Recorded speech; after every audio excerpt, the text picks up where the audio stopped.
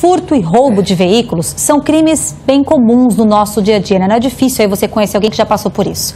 Mas o prejuízo não é só da vítima, e sim de toda a sociedade, porque esses índices, eles influenciam também no valor dos seguros. E aí o Luan Wozniak já está aqui no estúdio pra gente para dar mais detalhes. Luan, boa tarde. Boa tarde, Sabrina. Boa tarde para quem está em casa. É possível diminuir esse tipo de crime? É uma pergunta bem genérica, né, diante da situação que a gente vive hoje, mas... Olha, ainda não dá para afirmar isso com certeza, Sabrina, mas tem exemplo de alguns lugares, como São Paulo, que eles conseguiram frear esses índices com uma legislação regularizando as empresas que desmontam os carros. Olha só. E isso agora já está sendo debatido aqui no estado também. É um projeto de lei que está em discussão na Assembleia Legislativa. E no quadro Direitos do Consumidor, a gente vai explicar o que propõe esse projeto. Olha só.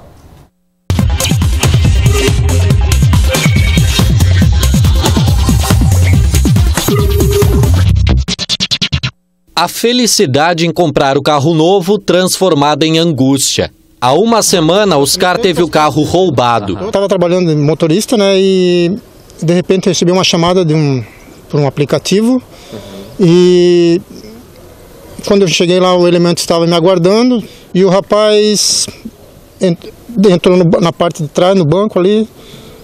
Em seguida já apontou uma arma para minha cabeça e pediu para mim sair do carro e eu...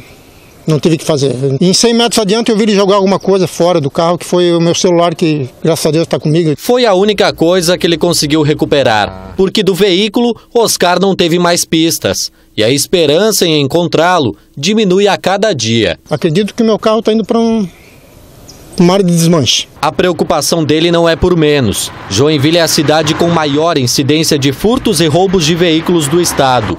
Por trás disso, há uma indústria da receptação. O destino final são os dezenas de desmanches e autopeças espalhados pela cidade. Um veículo popular, por exemplo, avaliado em R$50 mil, é vendido pelos bandidos para os receptadores por no máximo R$5 mil.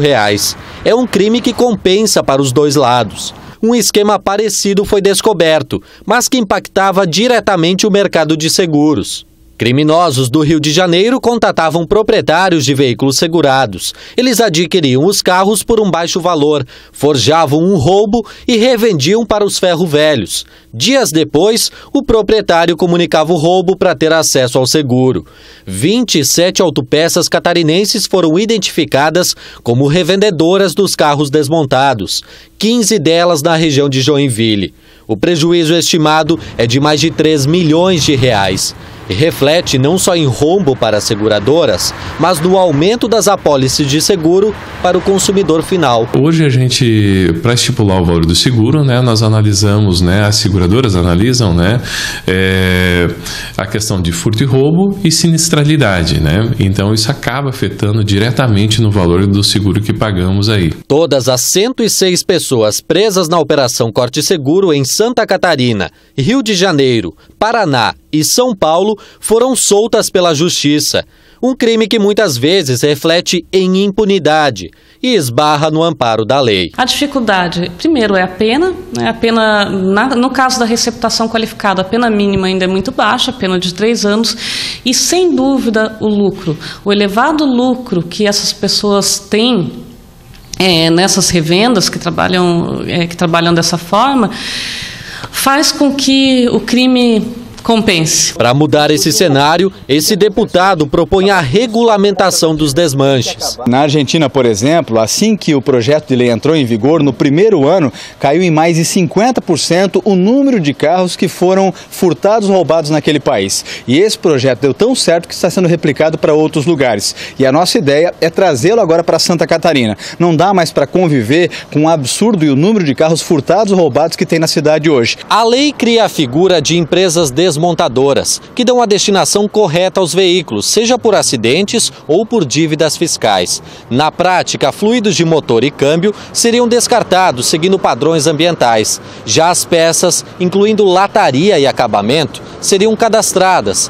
etiquetadas e depois revendidas. Algumas peças não vêm com sinal identificador, então a justificativa para a existência dela naquele estabelecimento pode se basear, por exemplo, numa nota fiscal. Exemplificando, uma mesma nota fiscal pode servir para validar 15 para-choques diferentes.